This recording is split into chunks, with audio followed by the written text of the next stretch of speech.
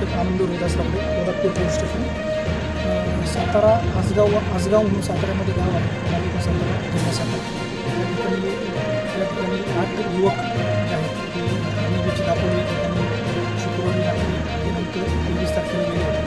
24ला पहाटे ते अग्निवीचवरून परत साताऱ्याकडे जात असताना दौलतपूर मार्गे आंबेनोळी घाटामध्ये दादोळी हद्दीमध्ये त्यांच्या गाडीवरचं नियंत्रण सुटून गाडी खोलदरीमध्ये 1000 फीट खाली कोसळली.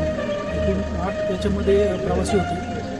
8पैकी 8 जे युवक होते ते याच्यामध्ये मयत झालेले आहेत.